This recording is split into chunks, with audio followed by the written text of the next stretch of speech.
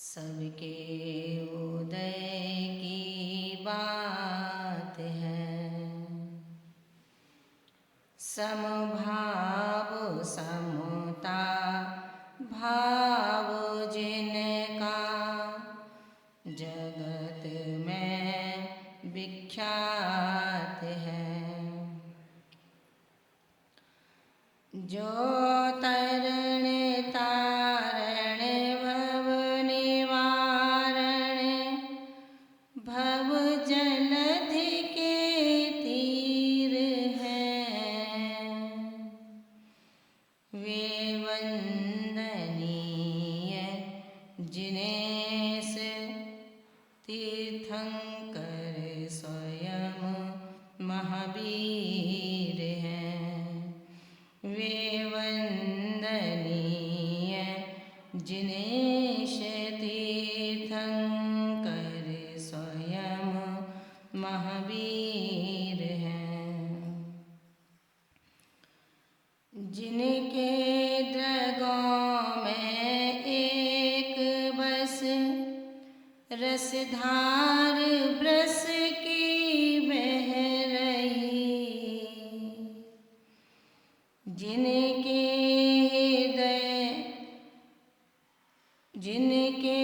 द्रगों में एक बस रसधार ब्रस की बह रही, जिनके हृदय में एक बस करुणा सबित नित हो रही, स्याद्वाद मंडित युक्ति में जग को सुपथ दिखला रही। वे वंदनीय यति परम मां विशुद्धमती कहला रही। वे वंदनीय परम यति मां विशुद्धमती कहला रही। जिनवाणी नमस्तुभ्यं वरदे कामरूपिणी, विद्यारम्भ करिष्यामि सिद्धिर्भवतु नमोस्तुते। नमो अरिहन्ताणं नमो सिद्धाणं नमो आयरीयाणं नमो उवज्जायाणं नमो लोये सव्यसाहूणं नमो लोये सव्यसाहूणं। जब बोले अनंतानंद सिद्ध परमेष्ठी भगवान के, मूलनायक तीर्थंकर श्री पार्श्वनाथ भगवान के, मूलनायक तीर्थंकर श्री महावीर स्वामी के, 24 तीर्थंकर भगवान के, परम पूज्य गुरुदेव आचार्य श्री निर्मल सागर जी महाराज के, 3,9 करोड़ महामुनिराज के, परम पूज्य सिद्धांत रत्न भारत गौरव गणेश शिरोमणि आर्यिका श्री विशुद्धमती माता जी के, द्वादशांग में जिनवाणी माता के, श्रीमद् जैन धर्म की। बोलिए परम पूज्य पट्टेगढ़ आर्यिका रत्न 105 श्री विज्ञमती माता जी की, आर्यिका संघ की वंदामी माता जी। पूज्य माता जी के श्री चरणों में वंदनाएं निवेदित करती हूँ। मंचासीन स्नेही युगल माता जी एवं धर्म स्नेही भव्यात्माओं,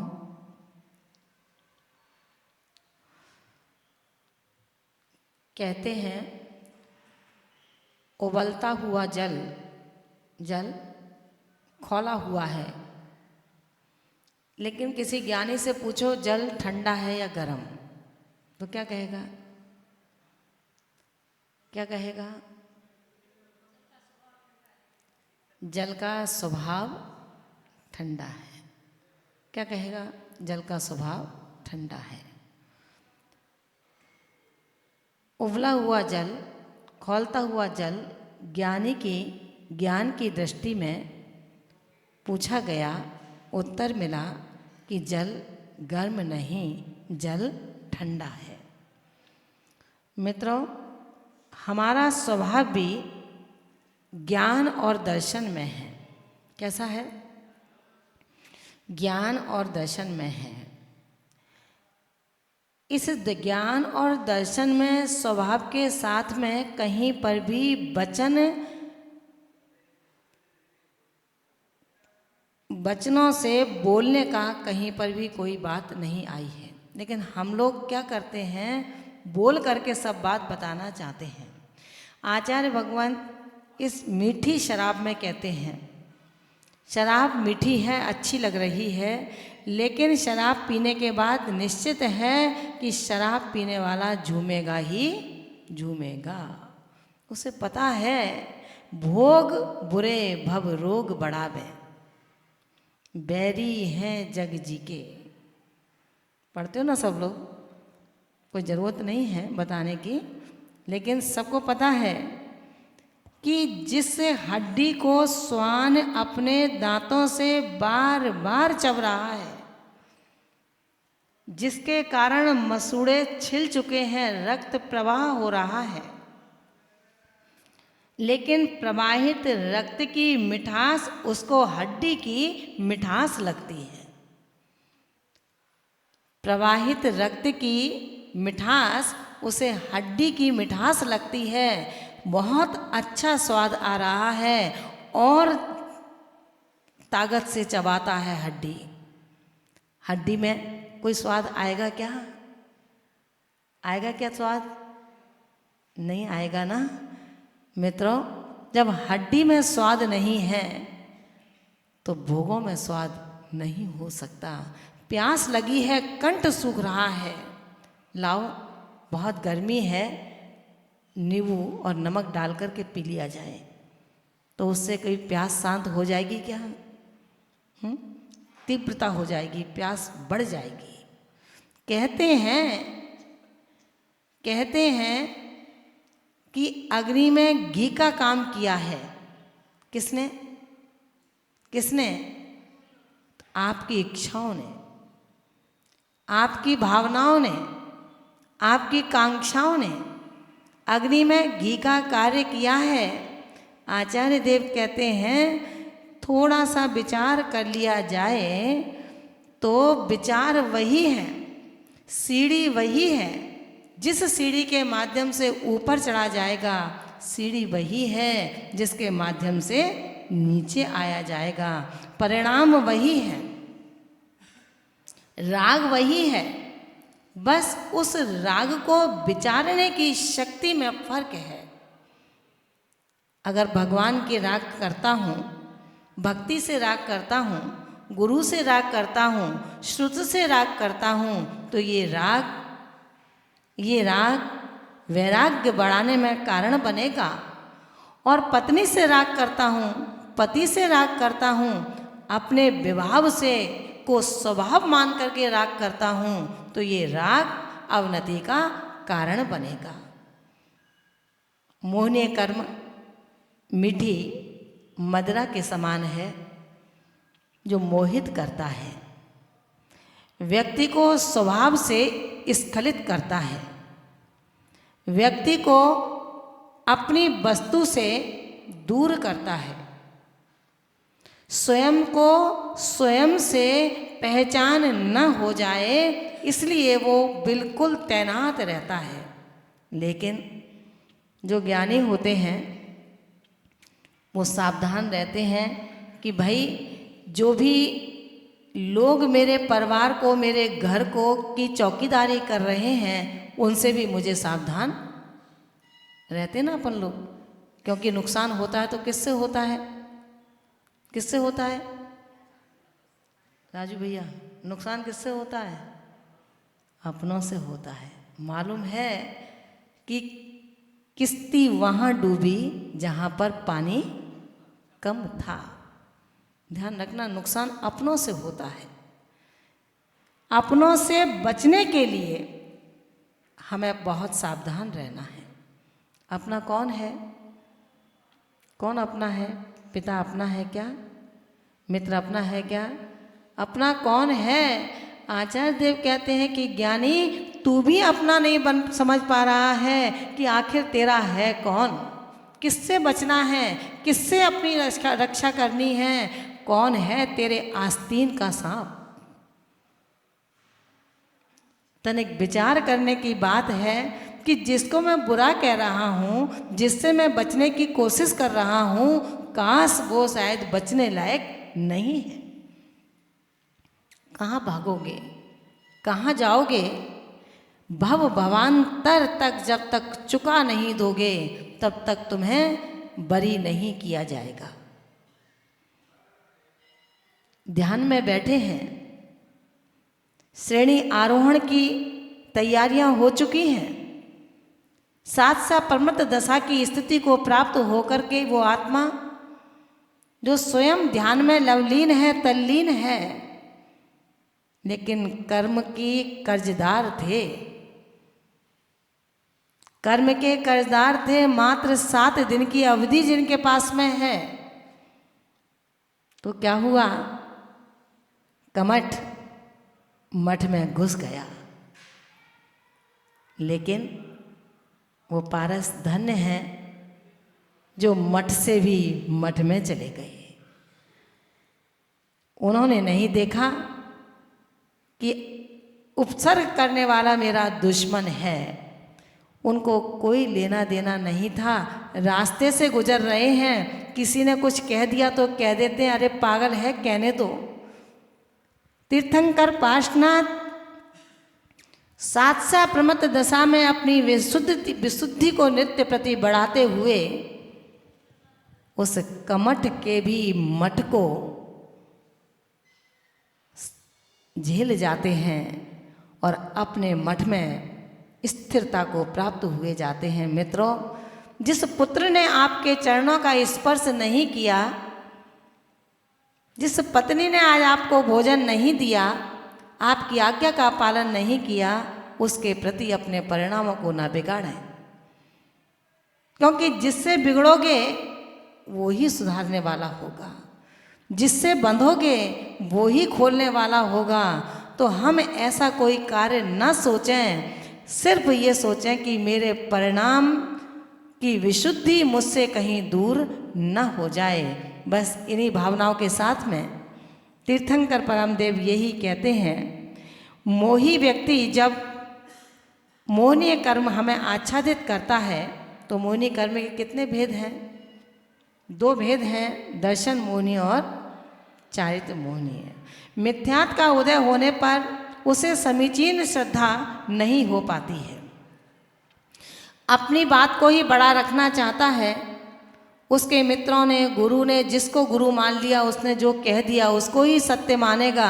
लेकिन तीर्थंकर ने क्या कहा है वो कभी नहीं मानेगा। क्यों? मिथ्यात्व कर्म का उदय उसके इस समय चल रहा है। मिथ्यात्व कर्म के उदय में सम्यक दृष्टि जैसी सत्य उपदेश की वार्ता उसको किंचित भी मन में भाती नहीं है। इसलिए जब तक मिथ्यात्व का उदय है अथवा मिथ्यात्व का उदय नहीं है, फिर भी हमें बहुत सावधानी की आवश्यकता है कि दर्शन मोहनी का आश्रय होगा कब? दर्शन मोहनी का मतलब मिथ्यात्व, सम्यक मिथ्यात्व और सम्यक प्रकृति मिथ्यात्व। दर्शन मोहनी का आश्रय होगा कब? याद है? आचार्य उमा स्वामी भगवंत कहते हैं, केवल श्रुत संग धर्म देवा वर्णवादो दर्शन मोहस्य। क्या कहते हैं? केवली का, श्रुत का, धर्म का, देव का, संग का अवर्णवाद करने से दर्शन मोहनी का आश्रय होता है। और दर्शन मोहनी का आश्रय कितना है? 70 दंसण मोहे। आचार्य नेमिचंद सिद्धांत चक्रवर्ती ने गौमटसार कर्मकांड के अंतर्गत लिखा है, 70 दंसण मोहे, 70 कोड़ा कोड़ी की स्थिति, उत्कृष्ट स्थिति दर्शन मोहनी की हुआ करती है। कितने? एक समय की। और अगर हम बार बार चिर अभ्यासी बन गए इस चीज के कि मैं मेरा, तो कितने कर्म के अनुबंध के प्रबंध के साथ हमारे संसार की वृद्धि होगी, इसका थोड़ा विचार करना तलवंडी वालों, विचार करना कि दर्शन मोहिनी की एक समय की उत्कृष्ट स्थिति 70 कोड़ा कोड़ी सागर की बंद हो रही है। कब? केवली श्रुत धर्म देवा वर्णवादो दर्शन मोहस्य, केवली श्रुत धर्म और संग देव की अवर्णवाद करने से। अवर्णवाद किसे कहते हैं? अवर्णवाद किसे कहते हैं? किसे कहते हैं? जिसमें जो दोष नहीं है उस दोष को कहना, जिसमें जो दोष नहीं है उस बात को कहना। ज्ञानार्णव ग्रंथराज के अंतर्गत आचार्य शुभचंद्र स्वामी कहते हैं कि बस ध्यान रखना, किसी की सत्य बात को भी अगर आपने देखा है उसको भी कहने का आपको अधिकार नहीं है। और जिसमें दोष ही नहीं है, कीचड़ ही नहीं है, वहाँ पर सूखा है और वहाँ कहना कि कीचड़ है, तो क्या होगा? दर्शन मुनि का आश्रव होगा। ठीक है ना? दर्शन मुनि का आश्रव संसार को वर्धमान करता है, संसार हमारा वृद्धिंगत होता है। और एक बार दर्शन मुनि के आश्रव करने का तात्पर्य है कि आपने नीच गोत्र का प्रबंध कर लिया। मित्रों, विचार करना, आज मंदिर की डिब्बी हाथ में है, परिणामों की उत्साह के साथ मंदिर की तैयारी उठ कर के करते हो कि मुझे जिनेंद्र प्रभु का दर्शन करना है। ये सब सुयोग आपको फिर कैसे प्राप्त होंगे? जब नीच गोत्र का बंध हो जाएगा तो आपको नीच गति में जाने से कोई बचा नहीं पाएगा। फिर मंदिर कहाँ मिलेंगे? कहाँ मिलेंगे जिनेंद्र प्रभु? कैसे होगी श्रुत की वंदना? विचार करना कि हम कहाँ जा रहे हैं और हमको कहाँ जाना है। आचार्य भगवंत कह रहे हैं योग सार ग्रंथ के अंतर्गत कि यदि साधु अपने साधना से किंचित भी हटता है तो वो साधु संज्ञा से अति दूर होता है। किंचित हटता है तो ऐसा नहीं है कि आपके लिए उन्होंने कुछ नहीं कहा है। आचार्य कुंद स्वामी ने कह दिया है, दानम पूजा मुखम सावे धम्मो न सावया तेण बिना। दान और पूजा ही मुख्य है श्रावक के लिए। अगर श्रावक दान पूजा नहीं करता तो वो श्रावक नहीं है। अनुशासन की कसौटी पर खरे उतरने वाले आचार्य कुंद स्वामी न श्रावक के लिए पीछे हटते हैं और न साधु के लिए पीछे हटते हैं। हर एक 28 मूल गुणों का धारण करने वाला महाव्रती सिर्फ तप श्रुत रत संज्ञा से उपलक्षित होता है। तप श्रुत में रत रहता है। ऐसा कर्तव्य जब मौनी कर्म के साथ आच्छादित होता है।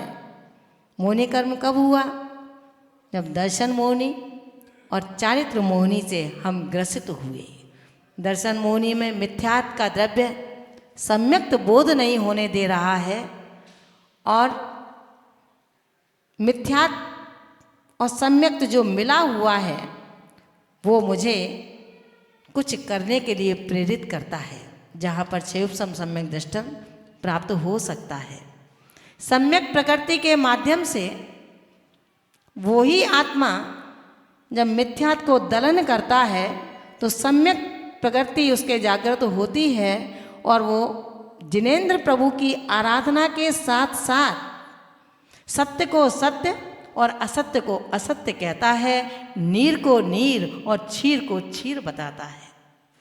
लेकिन मित्रों, सम्यक प्रकृति के अभाव में अपने नीर को भी जो क्षीर कहे वो संसार में भ्रमण करने का रास्ता ढूंढ रहा है। दूध के दूसरे के क्षीर को नीर कहे, संसार में पतित होने के कारणों को उपालंब करने में लगा हुआ है। मित्रों, ध्यान रखना, अपने जीवन शैली के अंतर्गत स्वयं के लिए सावधान रहना, क्योंकि जिन धर्म स्वपर प्रकाशक है पर स्व प्रकाशक नहीं है। समझ में आ रहा है ना? स्वपर प्रकाशक है, पहले स्वयं को प्रकाशित करेगा फिर दूसरे को प्रकाशित करेगा। हमारी गंगा उल्टी बह रही है। हम पहले दूसरों को प्रकाशित करना चाहते हैं, फिर स्वयं प्रकाशित हो या ना हो, ये बात की बात है। दूसरों को समझाने में लगे हैं। आचार्य भगवंत कहते हैं, अरे सुधारक जगत की चिंता मत कर बार, तेरा ही मन जगत है, पहले इसे सुधार। दूसरों को सुलझाने में लगे हैं। दूसरों की उलझी गुत्थी में हम कैसे सुलझे, दूसरों के घर कैसे निपटें, दूसरों के संघर्ष को मैं कैसे दूर करूं, भाई भाई में मिता पिता कैसे बैठाऊं, पिता पुत्र की बनती नहीं है, उनके घर जाकर समझाते हैं। अरे भैया, अपना घर देखा है क्या आपने? आपके घर की स्थिति क्या हो रही है? तुम्हारा पुत्र तुम्हारा चेहरा देखना पसंद भी नहीं करता है। ये तो बहुत महासौभाग्यशाली पिता हैं जिनकी वृद्धावस्था में पुत्र सेवा करके थकान महसूस नहीं करता। बिरले हैं, बिरले श्रवण कुमार, जो वृद्ध माता पिता को, नेत्र विहीन माता पिता को अपने कंधों पर बैठा करके तीर्थ देशाटन को ले जाते हैं। ध्यान रखना मित्रों, हम उस सम्यक दर्शन की ओर बढ़ना चाहते हैं, जो सम्यक दर्शन आपके हर कदमों पर सफलता का प्रवास करे, आपके हृदय में ज्ञान का उजास भरे और आपकी हर पर्याय में आपको नवीन दिशा का बोध दे। आप सभी महान सौभाग्यशाली हैं जो जैन कुल में जन्म लेकर के प्रतिदिन मंदिर में दर्शन करने के लिए आते हो। ये आपका जैनत्व है। जिसने अपने जैनत्व की रक्षा की है वो कभी भटकेगा नहीं, और जिसने अपने जैनत्व की रक्षा नहीं की है वो कभी तिर नहीं सकता है। इसलिए बहुत छोटी सी बात आपके बीच में रखना चाहूँगी कि दर्शन मोहिनी का आश्रम अवर्णवाद करने से होता है, और उस अवर्णवाद से 70 कोड़ा कोड़ी सागर की स्थिति का बंध होता है। दूसरा भेद चारित्र मोहिनी। चारित्र मोहिनी के लिए आचार्य नेमिचंद सिद्धांत चक्रवर्ती ने कहा है, चरित्र मोहे या चत्तालम। चरित्र मोहे या चत्तालम। उन्होंने कहा है चारित्र मोहिनी की उत्कृष्ट स्थिति 40 कोड़ा कोड़ी सागर की होती है। ठीक है ना? अब इस चारित्र मोहिनी का उपदय क्यों हुआ? कसायो दया तीव्र परिणामाश्चारित्र मोहस्य। परिणाम जो कसाय के बने, अदया दया विहीन बने, उससे चारित्र मोहिनी का आश्रम हुआ। अब कसाय के परिणाम किसके प्रति बनेंगे? किसके प्रति बनेंगे? जिनेंद्र प्रभु ने कभी दूसरों की बात नहीं कही, उन्होंने स्वयं के लिए कहा है। अपघात करोगे तो स्वयं से होगा, परघात दूसरे से होगा, है ना? तो चारित्र मोहिनी की दशा में हम तीव्र कसायों के परिणामों में कभी ना आए। अगर आपका पुत्र आज देर से दुकान पर आया है तो आपने अपने स्टाफ के सामने ही उसको ललकार दिया। पुत्र ये अपमान बर्दाश्त नहीं कर पाया, क्योंकि कलिकाल चल रहा है। अब श्रवण कुमार नहीं है, अब श्रवण कुमार पैदा नहीं हो रहे हैं। आपकी इच्छा हो और आपका पुत्र कहे कि पिताजी भोजन करना हो तो कर लो, तो सीधा कह दो बेटा दे दो, तो ठीक है। आपने कहा कि अरे जा, तो वो आपको पूछने वाला नहीं है, मनुहार करने वाला नहीं है, खा लो भूखे रह जाओगे। क्योंकि कलयुग में, कलयुग जैसे ही श्रवण कुमार पैदा हो रहे हैं, तो कसायों की अति तीव्रता मेरे परिणामों का घात करती है। वो कसाय मैं किसी दूसरे के प्रति अगर करता हूँ तो बहुत साधारण सी बात है, जलता हुआ कोयला अगर किसी दूसरे के ऊपर फेंकना है जलाने के लिए, तो सबसे पहले कौन जलेगा? कौन जलेगा? फेंकने वाला जलेगा। तो सीधी सी बात है, कसाय मैंने दूसरे के लिए की है, लेकिन परिणाम का घात किसका हुआ? किसका हुआ? स्वयं का हुआ। ध्यान रखना मित्रों, अगर हम ही लुट करके गए तो हम कैसे लुटेरे हैं जो लूट ही ना पाए। लूट करके जाएं तो काबिलियत है, और लुट करके गए तो क्या काबिलियत है। दुकान पर बैठे हो, ग्राहक आया, सौदा किया, पैसा दिया, और आपने उसके पैसे को जो वापस करने थे वो सौदा से ज़्यादा वापस कर दिए, तो आपको कुछ हुआ क्या? कोई दुकानदारी हुई क्या? नहीं हुई। हम दुकानदार दुकान पर बैठे हैं, आज मनुष्य पर्याय की दुकान पर बैठे हैं। इस दुकान से ग्राहक बार बार आता है, और जो सौदा देते हो उससे ज़्यादा लेकर के चला जाता है। तो मित्रों, एक दिन पता लगेगा कि नुकसान हो गया, व्यापार बंद हो गया। हमारा व्यापार बंद नहीं हो, इसका पुरुषार्थ करिए। और पुरुषार्थ कब होगा? जब सरलता होगी, प्रेम होगा, मनुहार होगा, एक दूसरे को समझने का पुरुषार्थ होगा। और सिर्फ अपनी अपनी बात करेंगे तो काम नहीं चलेगा। आचार्य देव कहते हैं, प्रेम के व्यवहार से जीवन में कभी अवरोध पैदा नहीं होता है, और जहाँ पर एकांकी जीवन जीने की आदत होती है, वहाँ पर वो एकांकी जीवन कसायों में परिणत होता है। वो एकांकी जीवन जो ज्ञान और भावों से अलग होकर के चल रहा है। जब 3 संत दरवाजे पर आते हैं, 3 संत दरवाजे पर आते हैं, तो महिला ने देखा कि ये तो साधु महाराज जैसे लग रहे हैं, लाओ इनको भोजन करा दूं, मेरा पुण्य हो जाएगा। क्या कहा? इनको भोजन करा दूं तो पुण्य हो जाएगा। तो वो महिला घर के बाहर आती है और कहती है कि आओ, मैं तुम्हें भोजन करा दूं, मेरे घर पर मैं आमंत्रण देती हूँ। उन 3 साधु महाराजों में एक जो बड़े थे, उन्होंने कहा कि नहीं, हम ऐसे नहीं आते हैं, हमें निमंत्रण दीजिए आप, और हम में से कोई एक ही आएगा, हम तीनों नहीं आएंगे। क्या कहा? हम में से कोई एक ही आएगा, तीनों नहीं आएंगे। उस महिला ने पूछा कि आप तीनों में से फिर कौन आना चाहोगे? तो वो कहते हैं कि ये तुम्हारे ऊपर निर्भर करता है कि तुम किसको बुलाना चाहती हो। हम हमारा परिचय दिए देते हैं आपको, फिर आप जिसको बुलाना चाहो वो ही आपके यहाँ पर भोजन करने आएगा। उन्होंने परिचय कराया कि मेरा नाम प्रेम है, इसका नाम सफलता है, और इसका नाम धन है। अब आप जिसको बुलाना चाहो उसको भोजन करा दो।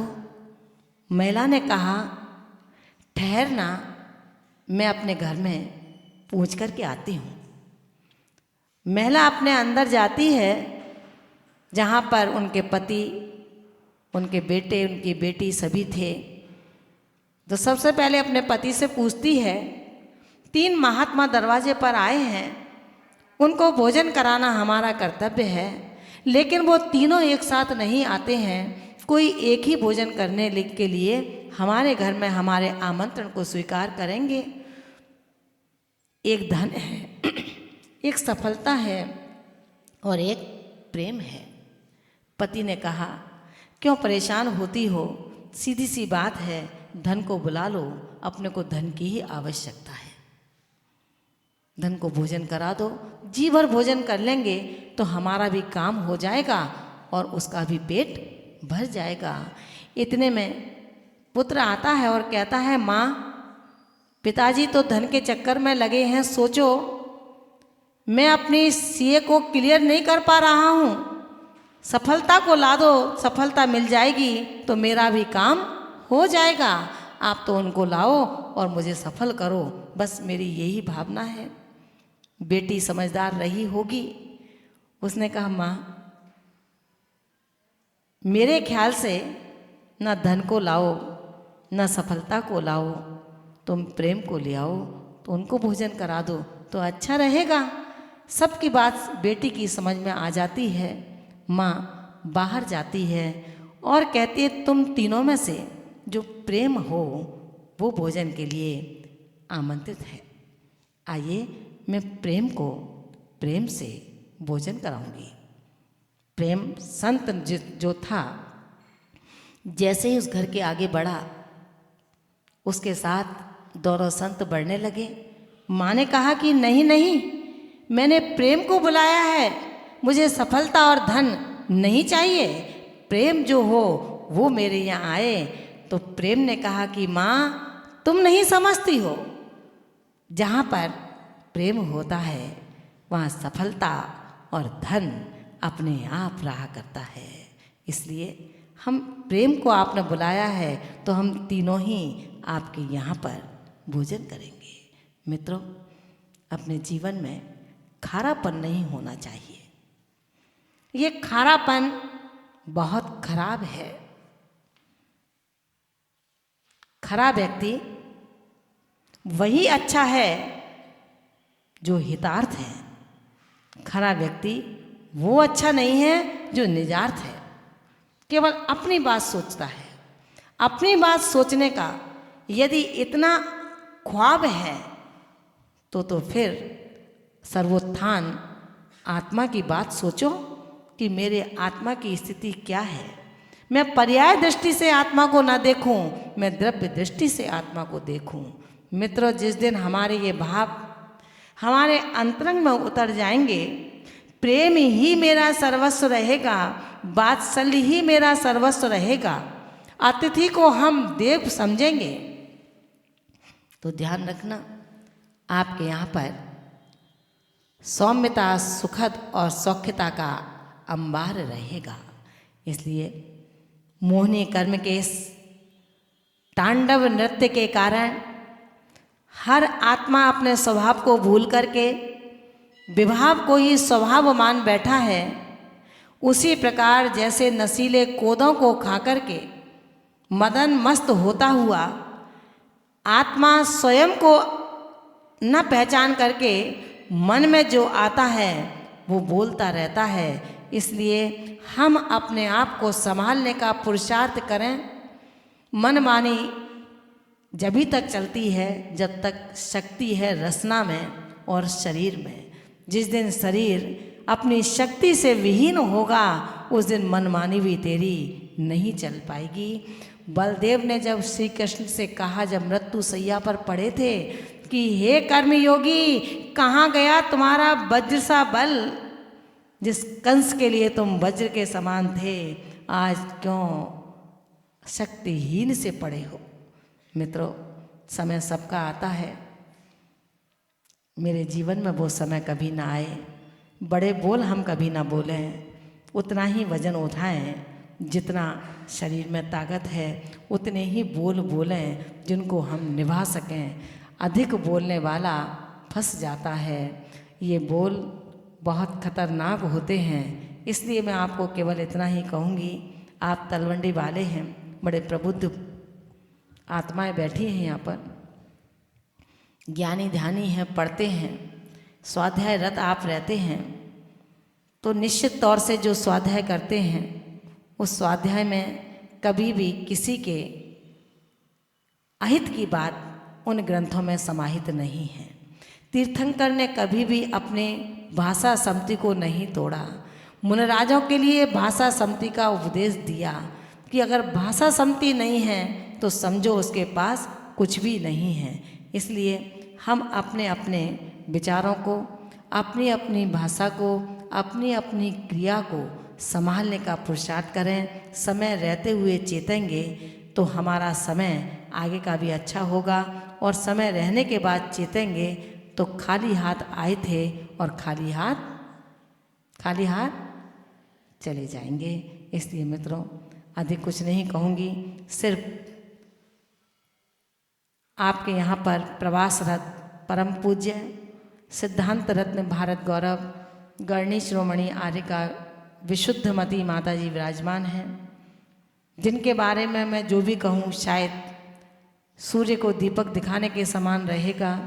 जिनकी वर्धमान साधना, जिनका हिमालय सा उत्कृष्ट चारित्र किसी भी परिचय का मोहताज नहीं बनता है। एक छोटी सी उम्र से निकला हुआ वो आत्मा पूर्व संस्कार के कारण आज भी महाव्रतों को ग्रहण किया, और जो संस्कार आज हैं वो कल भी पलवित होंगे, ये बिल्कुल निश्चित है।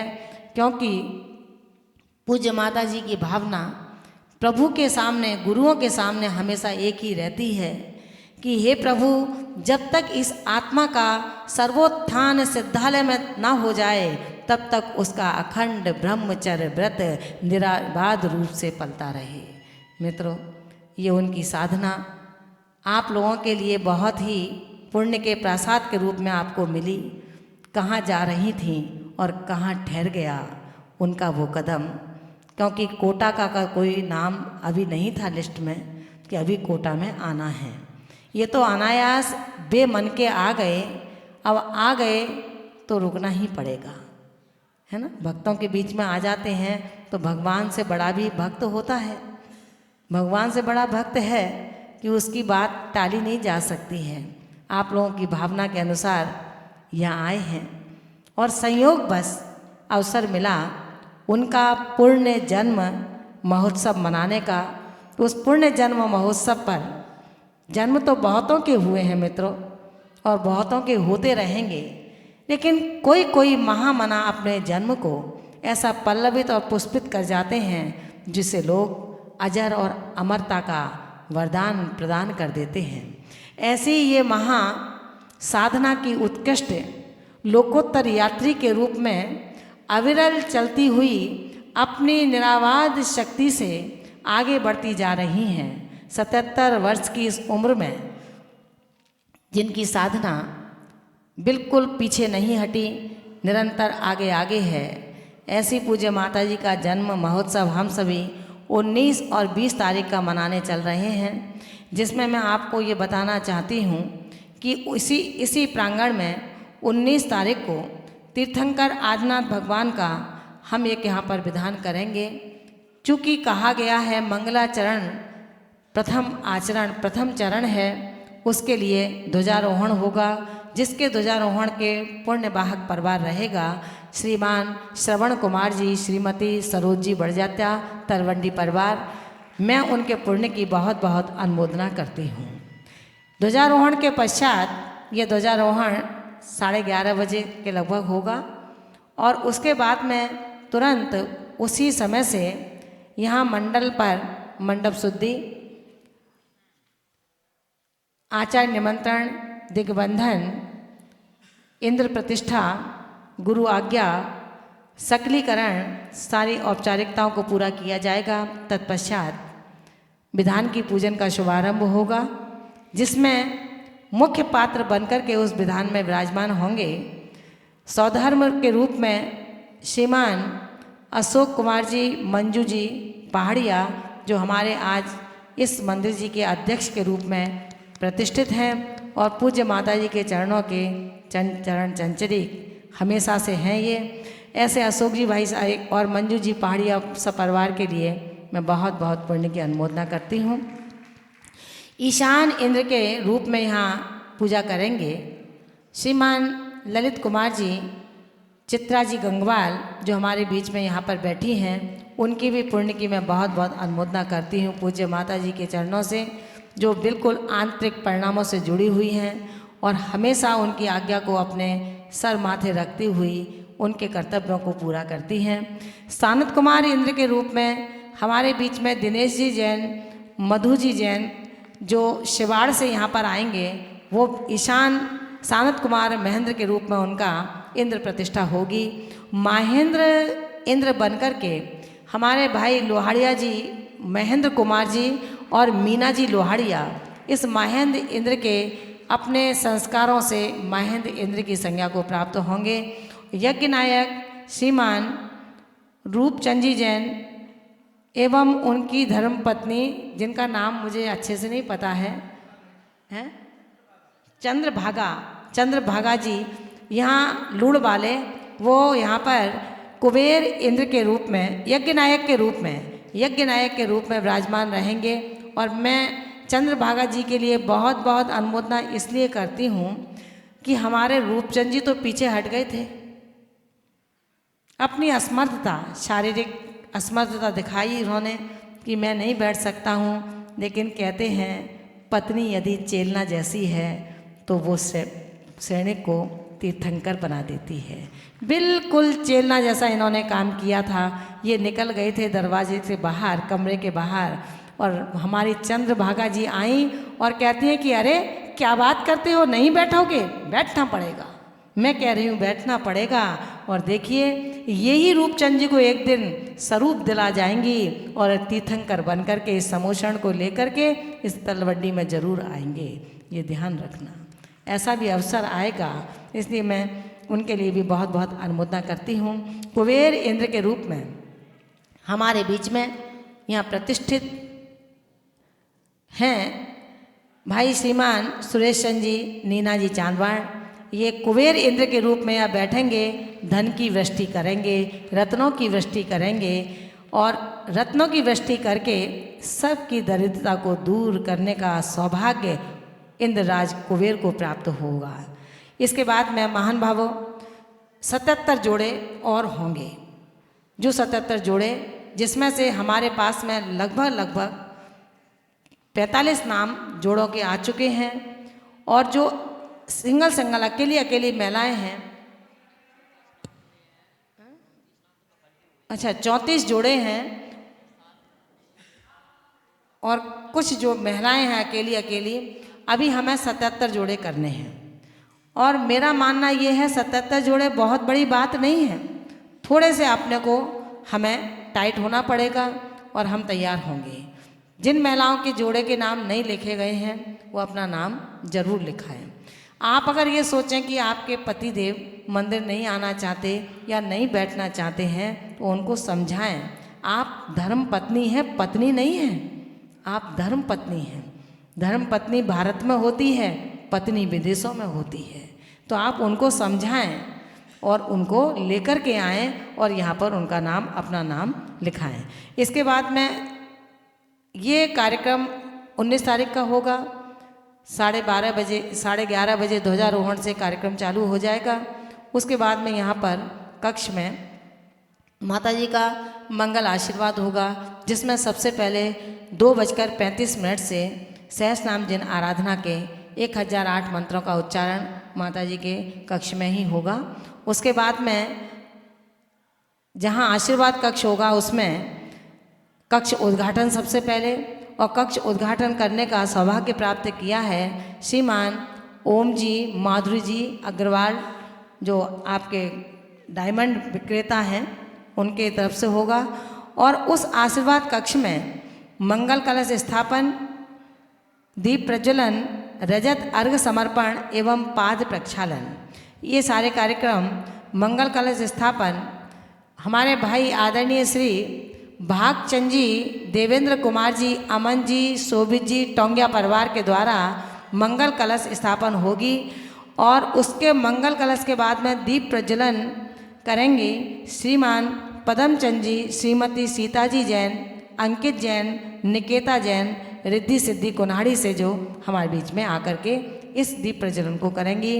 रजत अर्घ समर्पण करने का सौभाग्य नीमच झातला से श्रीमान ऋषभ जी जैन, श्रीमती मैना जी जैन, मोहीवाल परिवार यहाँ पर आकर के रजत अर्घ समर्पण करेंगे। पाद प्रक्षालन करने का सौभाग्य प्राप्त किया है श्रीमती आशी जैन, ऋषभ जैन, जो कैलाश जी के बेटी जमाई हैं, अभी नई जो बने हैं वो माता जी का पूज मतलब उनका पाद प्रक्षालन करेंगे। अब इसके बाद में पाद प्रक्षालन के बाद में जनाभिषेक, शांतिधारा, तत्पश्चात इसी प्रांगण में पूज्य माता जी के मंगल गुणों की गीता का अनुवाद होगा एक पूजन के माध्यम से, जिस पूजन के महापात्र रहेंगे केवल 2, जो रजत द्रव्य से पूजा करेंगे और पूज्य माता जी के उस मंच पर चरण प्रक्षालन करेंगे। वो हमारे बीच में हैं श्रीमान महावीर जी लौंगिया परिवार, जो हमारे बीच में बैठे हुए हैं। इनके लिए भी मैं बहुत बहुत साधुवाद देती हूँ कि ये पूज्य माता जी के गुणानुवाद को चांदी की द्रव्य से प्रत्येक अर्घ को समर्पित करके अपने जीवन को भी इसी प्रकार श्वेत धवलता से परिपूरित करेंगे। इन्हीं के साथ में जो माता जी के चरणों का पाद प्रक्षालन उस पूजन के सत्र में करेंगे, वो हमारे श्रीमान बाबूलाल जी निर्मला जी ट्रेड सेंटर वाले हैं। वो उस समय आकर के यहाँ पर पाद प्रक्षालन करेंगे। दोनों परिवार के लिए मैं बहुत बहुत साधुवाद, कृतज्ञता और आभार ज्ञापित करती हूँ। इसी के बाद मित्रों अब सत्र चलेगा अंतिम, और वो सत्र होगा हमारा 12:15 बजे से। यहाँ से जुलूस के साथ पूज्य माता जी सत्यार्थ जवाहर नगर के लिए प्रस्थान करेंगी, और प्रस्थान करने के बाद एलन का जो उन्होंने जो भी सभागार है वहाँ पर जाकर के पूज्य माता जी अपने संघ के साथ विराजमान होंगी, जिसमें सर्वप्रथम मंगलाचरण, दीप प्रज्वलन, चित्त अनावरण आदि की औपचारिकताओं के बाद में पूज्य माता जी का पाद प्रक्षालन सबसे पहले होगा, और वो पाद प्रक्षालन करेंगे श्रीमान अशोक कुमार जी, सुनीता जी पाटनी, इंदिरा बिहार। पूज्य माता जी का पाद प्रक्षालन करने के बाद अब माता जी को शास्त्र भेंट करने का सौभाग्य प्राप्त किया है श्रीमान संदीप। शास्त्र भेंट करेंगे श्रीमान सुरेश चंद जी, मनोज जी, श्रीमती मैना जी, अमन, गर्विता, शुभम, रैनी पाटनी, तलवंडी, कोटा। उनके लिए भी मैं बहुत बहुत उनके पुण्य की अनुमोदना करती हूँ।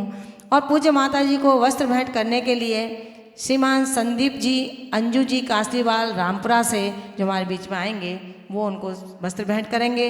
और पूज्य माता जी को नवीन पीछी प्रदान करने का सौभाग्य प्राप्त किया है संघपति कैलाश चंद जी जैन खेड़ा वाले, श्रीमती किरण जी जैन ने। ये माता जी को नवीन पीछी प्रदान करेंगे और उनके हाथ की पुरानी पीछी उनको प्रदत्त कर दी जाएगी। तत्पश्चात पूज्य माता जी के ही चरणों में आगत अतिथियों का बहुत संक्षिप्तता से सम्मान और पूज्य माता जी का मंगल उद्बोधन, आशीर्वाद, आभार, आरती, इतना करके इस कार्यक्रम की संपूर्णता की ओर हम चलेंगे। अब मित्रों बात पूज्य माता जी के गुणानुवाद की शुरू होगी कि कैसी हैं वो और कैसे हैं हम। कहते हैं कि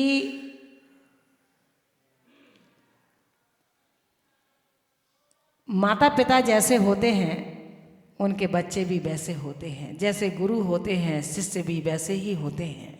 निश्चित रूप से तमाम दूरस्थ प्रदेशों से पूज्य माता जी के चरणों में अपनी अपनी विनयांजलि समर्पित करने के लिए लोग आ रहे हैं। वो दिन भी अपने लिए भक्त और गुरु का दिन होगा, जो सभी अपनी अपनी बातों को पूज्य माता जी के चरणों में रखना चाहेंगे। लेकिन मुझे लगता है इसके लिए समय बहुत ही पाबंद रहेगा, समय बहुत कम और वक्ता बहुत ज़्यादा। क्योंकि इस कार्यक्रम में हम सबके बीच में परम पूज्य गणनी आर्य का श्री विवाह श्री माता जी भी अपने संघ के साथ यहाँ पधारेंगी। आचार्य सुंदर सागर जी महाराज के संघ के भी लगभग 8 मेंबर्स, जिसमें से 5 पीछी हैं और 3 4 5 उनके व्रती ब्रह्मचारिणी दीदी आएंगी। तो निश्चित रूप से सबको ही यहाँ एक पूज्य माता जी के चरणों में रुकने का, आने का एक निमित्त मिला है और हम सभी यहाँ मिलेंगे। ये हम सबके लिए बहुत गौरव की बात है। मुझे वो दिन याद आ रहा है जब 2009 में दादावाड़ी में पूज्य माता जी का जन्म जयंती महोत्सव मनाया था। उस समय 35 पीछी थी, 35 आर्यिकाएँ एक मंच पर थीं, जिसमें आचार्य सुबित सागर जी महाराज का पूरा संघ, महाराज नहीं आए थे लेकिन उनके संघ की सारी आर्यिकाएँ, और आचार्य सन्मत सागर जी महाराज के संघ से सभी क्षुल्लिकाएँ यहाँ पर आई थीं। तो वही लगभग दृश्य हमें देखने को मिलेगा कि एक मंच पर 25 पीछी एक साथ संवेद वात्सल्य भावनाओं से विराजमान होंगी। जितना वात्सल्य साधु आपस में रखते हैं उतना वात्सल्य आप सबको भी रखना है, ताकि हम सब उनके वात्सल्य को अपने वात्सल्य से नाप सकें। मित्रों, इसी के साथ में पूज्य विभाश्री माता जी के चरण प्रक्षालन और शास्त्र भेंट करने का एक सौभाग्य प्राप्त जो किया है, वो किया है श्रीमान उत्तम जी बड़जात्या, निर्मला जी बड़जात्या ने पाद प्रक्षालन करके, और राजमल जी, तरुलता जी पाटौदी उनको शास्त्र भेंट करेंगी। ये सारे कल ही फाइनल किए हैं। तो निश्चित रूप से मैं इन सब भक्तों की बहुत बहुत अनुमोदना करती हूँ जिनके लिए ना शब्द उनकी डिक्शनरी में नहीं है। इसी के साथ में ये सारा कार्यक्रम यहाँ पर संपन्न होगा। अब जो जोड़े कम हैं उसके लिए हमारे अध्यक्ष महोदय बिल्कुल तैनात हैं। उन्होंने मुझसे कहा था कि चिंता नहीं करो, 77 जोड़े तो मैं ला के दूँगा, लेकिन अभी तक एक भी नहीं दिया है।